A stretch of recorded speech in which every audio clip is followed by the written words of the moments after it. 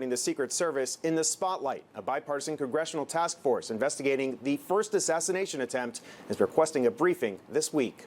Reporting in Washington, Seven Kozloff, Spectrum News.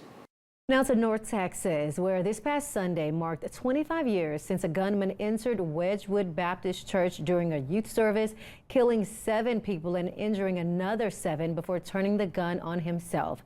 Our Blessing Iwuchukwu takes a look at the service honoring the victims. Several flowers now adorn the memorial honoring the 7 lives lost 25 years ago here at this church.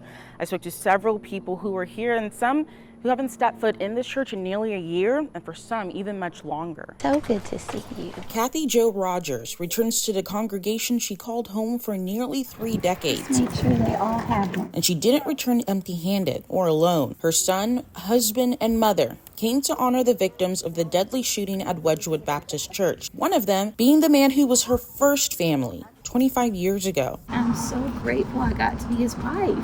The Lord blessed us with a sweet marriage. He knew it would be short. He knew it would be short. Rogers was married to Sean Christopher Brown for a little over a year before he and 6 others were killed by a gunman during a Wednesday night youth service. 7 others were injured as well. He shot me twice before I had a chance to say anything to him.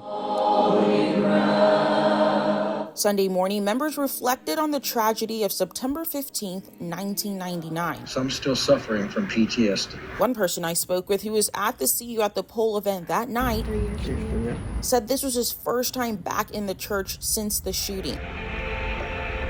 A horrific event that packed the church pews the first Sunday after the massacre, and for several years later. We had 2,200 people in the second service. For the 20th, we were very, very packed out. I think we've had a lot of people that have moved on, gone to other churches, moved away. We do have a lot of new people that weren't even here at the time of the shooting, hoping to bring in more. Thank you. I love you so much. Rogers hasn't been to Wedgwood Baptist Church since Christmas. The blessings, the sadness, the remembering. But still has a deep connection to the people here. I love you, baby. Past and present. We can't always understand. The Lord's ways are higher than our ways.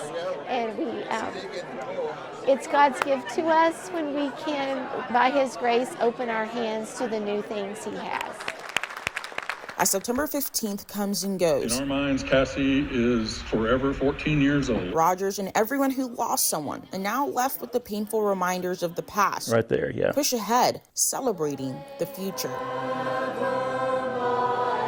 In Fort Worth, Blessing Iwuchukwu, Spectrum News.